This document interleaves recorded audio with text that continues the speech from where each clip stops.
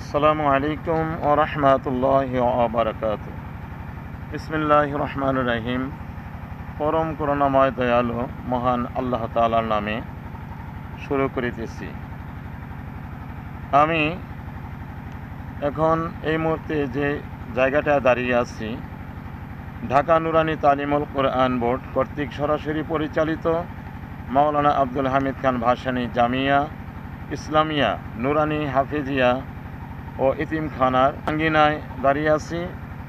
সকলে আমার সঙ্গে আসেন। দেখেন এই যে মাদ্রাসাটা, এই কাজ চলতেছে বর্তমান। ইতিপূর্বে প্রায় 7 লক্ষ টাকার মতো ব্যয় হয়ে গেছে। আমাদের এই মাদ্রাসায় প্রায় 2 কোটির ঊর্ধ্বে টাকা ব্যয় হবে। এখানে অনেক টাকা পয়সা দরকার।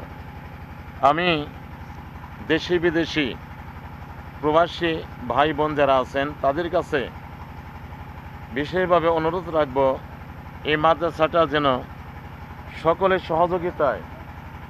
সহযোগিতায় যেন তাড়াতাড়ি প্রতিষ্ঠিত হয় এবং এই মাদ্রাসাকে যেন আল্লাহ তাআলা কিয়ামত পর্যন্ত কবুল করেন।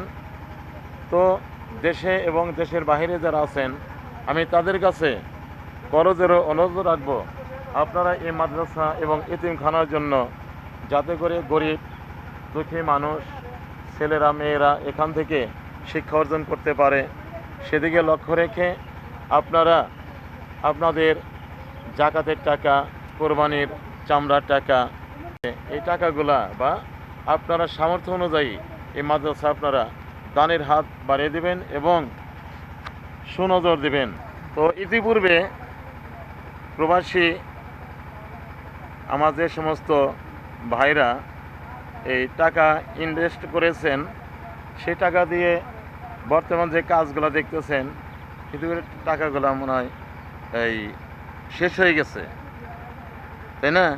টাকাগুলো মনে হয় শেষ হয়ে গেছে।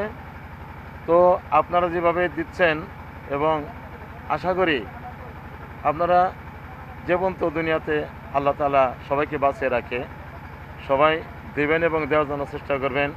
তো আলহামদুলিল্লাহ, আমি পুনরায় সকলের কাছে দোয়া চেয়ে এবং এই মাদ্রাসার মঙ্গল কামনা করে এই মাদ্রাসাকে যেন আল্লাহ তাআলা কিয়ামত পর্যন্ত কবুল করেন এবং প্রত্যেককে যেন এই মাদ্রাসায় সাহায্য সহযোগিতা করার জন্য আল্লাহ তাআলা যেন এই মনটাকে নরম করে দেয়।